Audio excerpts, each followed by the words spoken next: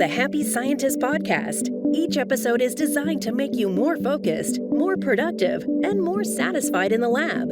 You can find us online at bitesizebio.com/happyscientist. Your hosts are Kenneth Vogt, founder of the executive coaching firm Vera Claritas, and Dr. Nick Oswald, PhD, bioscientist, and founder of Bitesize Bio.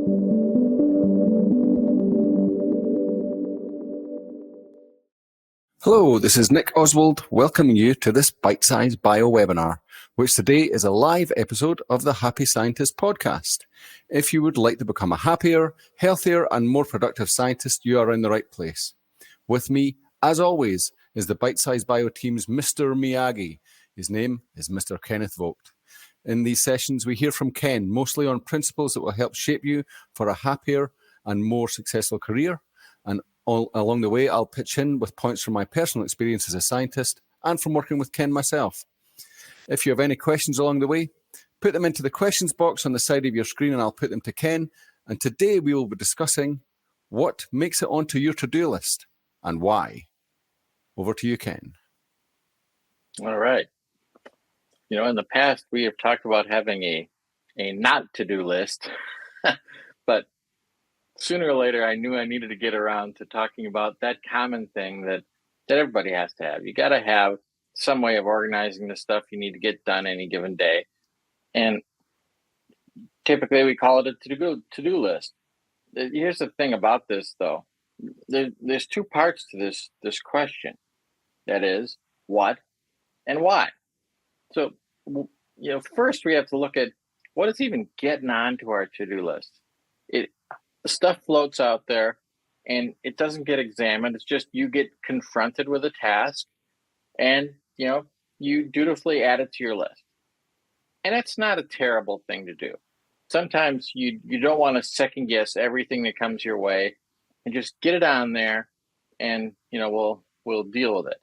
Now, there's some things that some red flags do pop up when a task is presented to you. And that's when you start getting into the why. Why would I want to put this on my to-do list?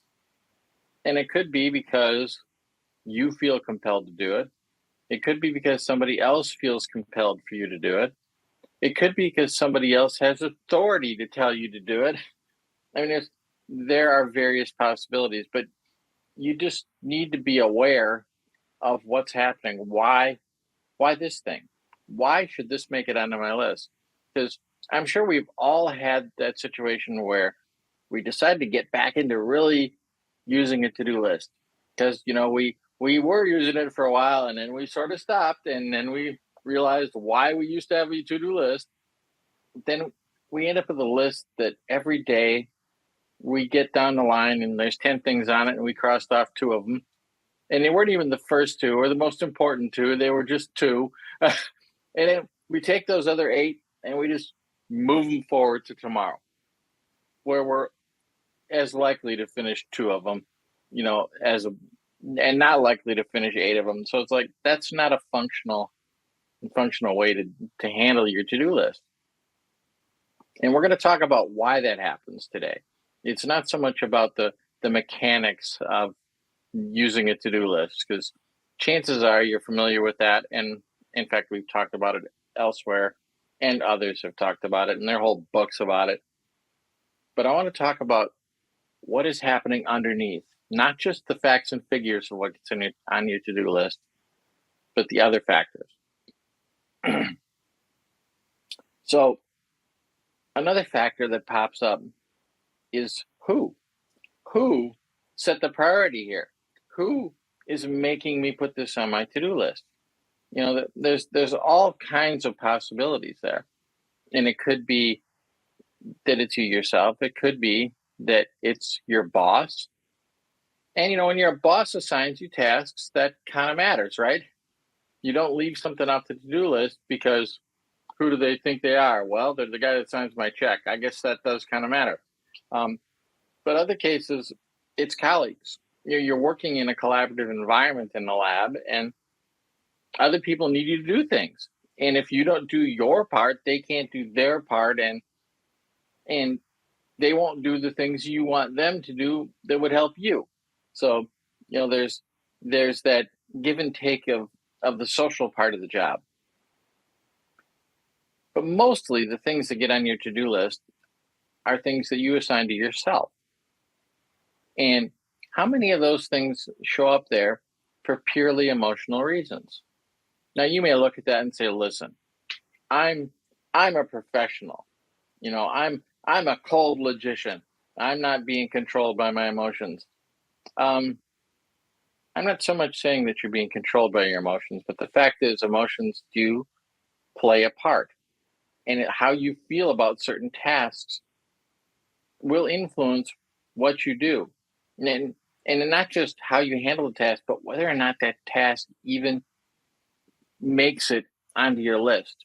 Whether or not that task floats up to the top of the list or falls down to the bottom and keeps getting passed over to the next day and the next day and the next day. So when we think about the who of this, there are people that are getting things on our list because they're a nag, right? There are people that get on our list because they're a harpy. They just make a lot of noise.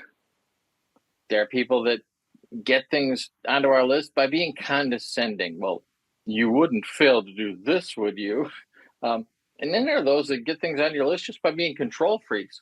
And they might be your boss, but they might not be. They might be a colleague or somebody even outside of your normal process, but you can't avoid their efforts to control you. And then finally, all of these things, the nag, the harpy, the condescender, the control freak, they all likely are aspects of yourself. Now, some of those things you might take umbrage at, right? Some of those things you might be offended at. You can call me a harpy, but don't you dare call me a control freak. Well, if you're having an emotional response to any of these labels being attached to you, that is something you really need to look at, because chances are there's some truth in it. And it's an interesting thing how emotions will guide us back to facts. If it's just the cold hard numbers, like, look, this has to be done by Friday. It's going to take me 3 days. I better get it on my list today and give myself a little wiggle room. Okay, that's reasonable. And that's not a particularly emotional thing to say. But if it's, oh my God, it's due on Friday. I haven't even started yet. What am I going to do? I mean, we know when we're having that kind of response to stuff, and we do need to take note of it. And we're causing ourselves additional stress because, it's Monday. A task that will take me 3 days will easily be done by Friday as long as other things aren't getting in the way. I don't need to be emotional about that. I don't need to have my emotions control me about that. Let's put it that way. Because I never want to say that you're being wrong because you have a feeling about something. Because, emotions are part of the human experience. And we are surrounded by other people that are emotional too. And it's one of the reasons why they're trying to get things onto our to-do list. So if we just accept that emotions occur. I remember the popular saying, and I won't repeat it here. We're going to keep it very family friendly here, even though we're talking to all adults here. And I saw a T-shirt once that just struck me. It said, "Doo-doo occurs," and that is just a nice, polite way to say what happens. And that doo-doo is emotions. Our emotional response to tasks will impact how we decide to do them, when we decide to do them, how well we execute them. And if you don't process that stuff, it will have impacts on you. It will affect your professionalism. It'll affect your productivity. It'll impact how dependable you are, how responsible you are considered to be. All that stuff matters. And on the plus side of it, though, on the good side is there's nothing wrong with having emotions about stuff, about tasks that you need to do, about things that are associated with your job. It's just a matter of recognizing it and realizing it's part of what happens. and giving other people room for it too, because they're going to have passions about things and they're going to have opinions about things, and that may be why they're pushing you to do certain things, which then, of course, make it to your to-do list. So I'm going to pause for a second here and take a breath and see if Nick wants to add anything up to now. I'm trying to figure out what all this has to do with chocolate ice cream, but never mind. It was the friendliest picture I could find. With chocolate buttons. Okay. I don't know. To-do list is my Achilles heel, or an Achilles heel of mine. But I do know this. I do know some good systems for controlling it, but the emotional response is what scuppers it, and it's quite interesting. I don't think I've ever heard you talk about it from this angle. It just make you put things off. This probably resonates with a lot of people. You put things off because you think it's going to be difficult or it's going to take too long or something. Or all kinds of things where you've attached a reason. Yeah, and then this is my reasonable response when it's actually your emotional response. Yeah, and then they stay on the list for ages, and that causes more emotions, and then you just feel crowded, and then you stop using the to-do list, and before you know it, you're living out of emails as your to-do list, and then you're up chocolate ice cream creek. Exactly, and nobody wants that. Nobody wants to be living as a piñata that's just being smacked around by anybody and everybody. So let me move on to this notion here. The idea of bad associations spoil useful habits. It's a great phrase. Comes from a lawyer, but it's a great phrase. And how you feel about completing certain tasks and how you feel about the people involved can have a huge impact on what you do, when you do it, how well you do it, and whether it gets the priority it should. And we all know we have those button pushing issues. There's a job that needs to be done, but it involves that person. I don't like dealing with that person. I don't like working with them. I don't like responding to them. And even though the task itself may not be a problem, the association with that person becomes a problem for us. It could be something as simple as like, oh, there's that email I've been putting off responding to and putting off, and I just don't want to have to deal with it. And it's just an email. And there are other emails we're firing off replies, all kinds of other stuff, but there's that one. Well, we don't want to deal with that. And again, it's the association with something about it that bothers us. Or, in the lab, you're dealing with some pretty high-tech instruments, and some of them take skill and training, and I say some of them, all of them do, but some of them take more skill and training than others. And maybe you're intimidated by that instrument, and that's enough to slow you down on a particular task. And it's just a matter of, well, I either have to get better at this, or I've got to take the extra time to get more skilled, or I've got to ask for help. Whatever it is, there's the association with the task that is what's the actual problem. So because we look at the task and say, well, I'm not avoiding the task, I'm avoiding what's associated with the task. And when you uncover that, it may make you realize, I see a pattern here. I see what's happened to me. And we may then too realize that, well, there's a way out of this. I need to bury the hatchet with that person. We've had some bad blood. I gotta work that out. Or we've had some miscommunication. I need to unravel that. Or maybe it's I need to get more skilled. Maybe I need to ask for training. Maybe I need to ask for mentorship. So start looking for what associations are causing you trepidation or are pushing you away, because sometimes the task itself, it doesn't appear clear. Like, why wouldn't I do this? It's just the task. It's just respond to the email. It's just run this test. Why would I avoid that? Well, the reason why is for some of these other factors. So look for them. And you have to engage yourself on this, because this is happening within you. Your emotions are very personal. And I don't mean to say that they can't be shared with others or that you're embarrassed about them or anything like that. It's just nobody else really knows what's going on inside of you. You, though, know what's going on inside of you. And it's important for you to keep strengthening how well you know what's happening inside of yourself.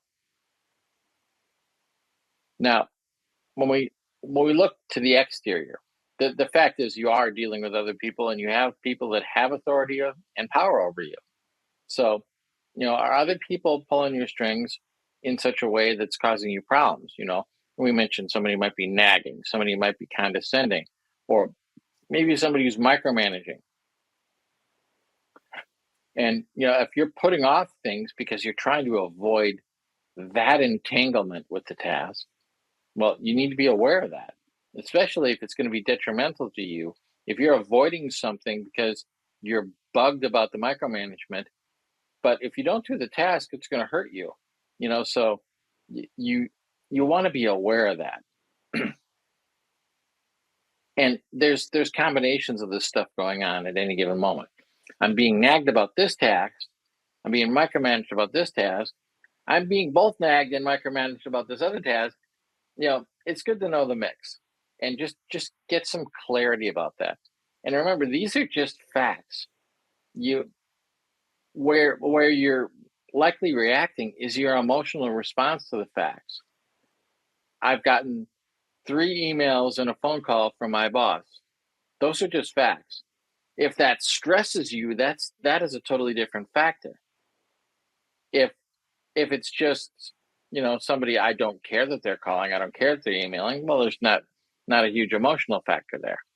But you need to look at yourself and say, what is the environment that this task on my to-do list lives in, or this potential task for my to-do list, and then you go from there.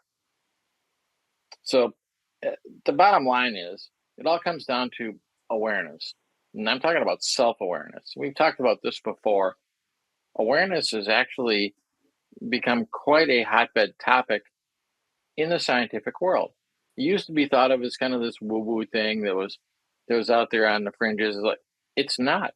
It's now been studied quite extensively, actually, and it has been well established that maintaining awareness, situational awareness, interpersonal awareness, personal awareness, all of those things will have a huge impact on your productivity, how well you accomplish tasks, how successful you are, and overall, it's absolutely a career building thing to hone your own awareness. It can make you more productive. It can make you more dependable. As a result, that can make you more influential. I mean, all of these things are huge upsides. And then, of course, as you accomplish more tasks, you get more experience. And when you get more experience, you get more confidence.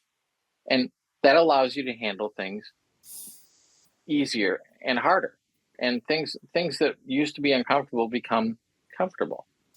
And now people are willing to say, hey, Bob is the guy to handle this scary new thing.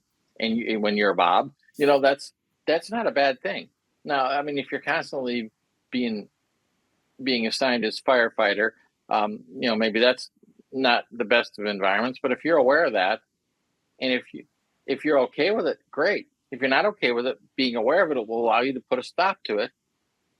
All these things are the benefits of staying aware, and being aware of your own emotional reactions is useful, even if they're just kind of low burning behind the scenes.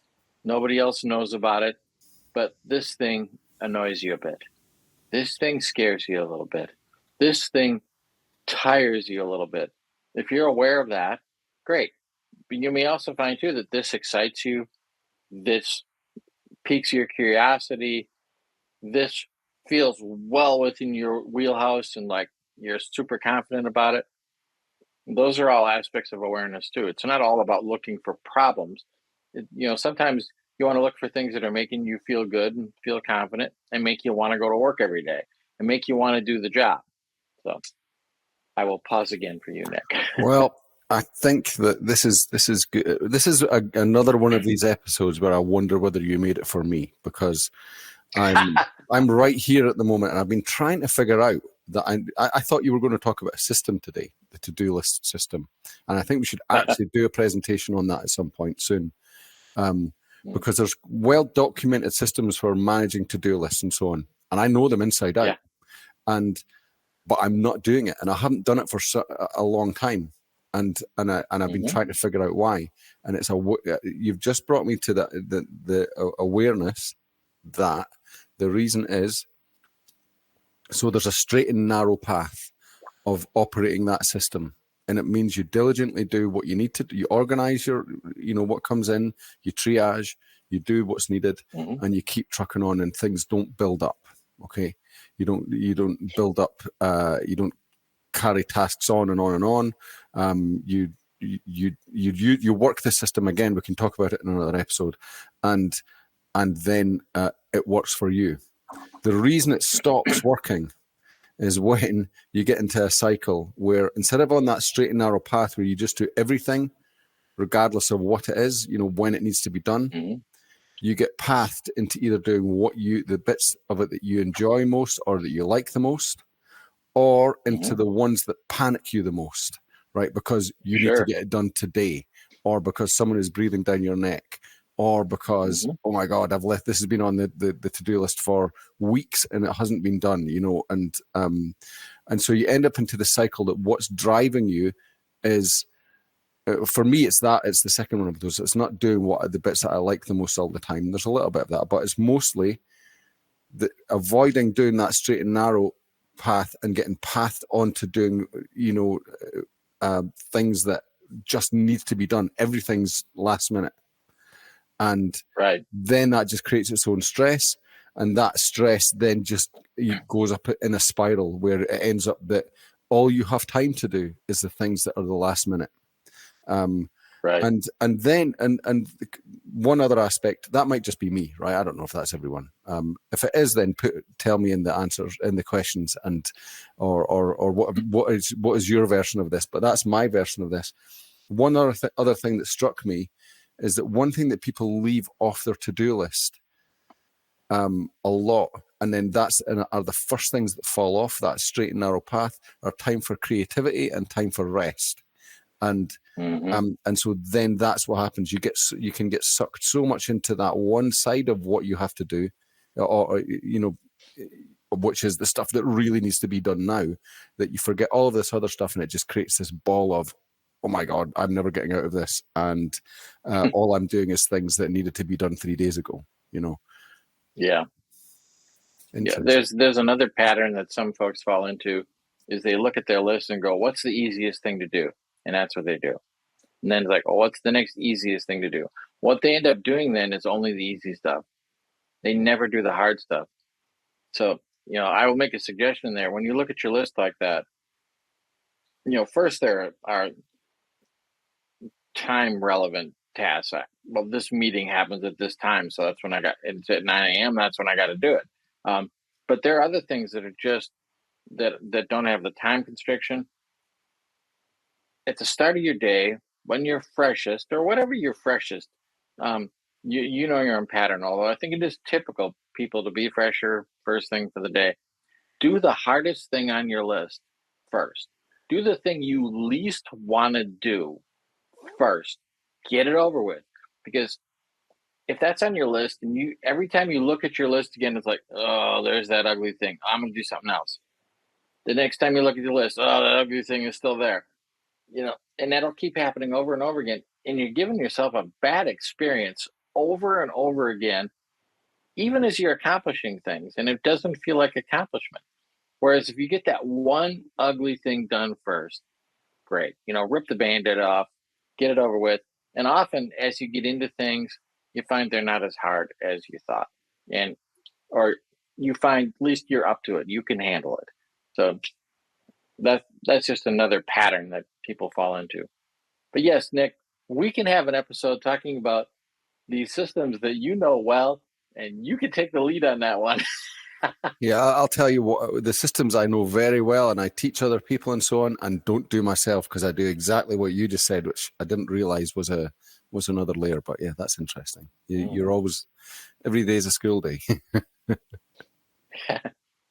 Well, I wanted to cover the emotional side of this because so many people that are engaged in this level of science, they're all about the facts and figures. They're all about the data. They live in that world constantly. That isn't necessarily your most natural spot. And sometimes we forget how human we really are. And we think, well, that's being childish, that's being immature. Like, no, it's not. It's being human. There's nothing wrong with emotion. Emotion is a very useful tool. It has kept the human race alive for all these generations. We're still here. You'll notice that emotions have never been evolved out of us. They're important. They play a role, and we want to make positive use of them. We want to make effective use of them. And when it comes to a practical thing like a to-do list, this is a great way to show an example of here's how to use your emotion to steer things in a proper direction.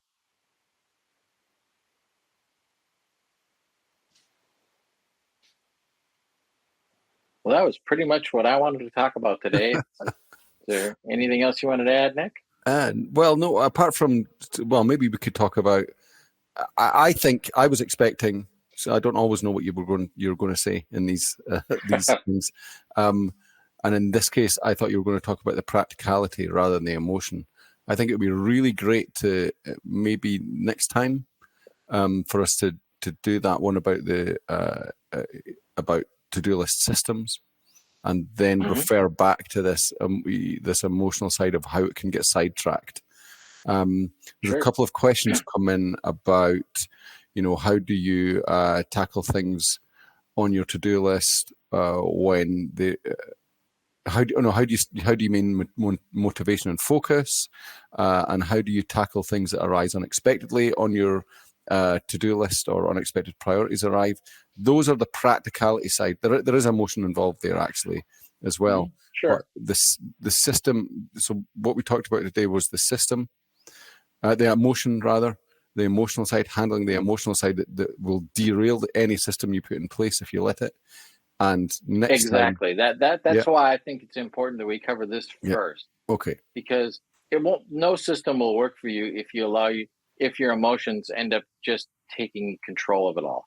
And if you're unaware of that, that's the worst case scenario. I really think this is worth diving into. So again, next time we'll look at a system, but I think it might also be, we have a discussion and we'll talk about how to approach it. But after we talk about the system, we'll do another episode that kind of pulls us all together and talks about how do you handle those emotions to stop yourself being sidetracked and derailing any to-do process. Because really, those three things together explain the emotions, explain the practical system, and then put them together.